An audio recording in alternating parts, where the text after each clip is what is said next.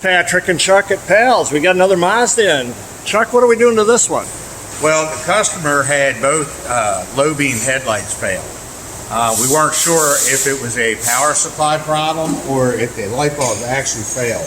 It's actually very coincidental for both of them to fail at the same time, but we have power to them. We got new bulbs and plugged them in and they work.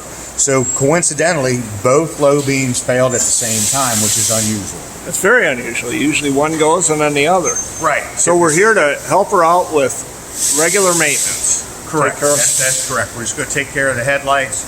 We're also in the process of checking why the window motor don't work on the driver's side window.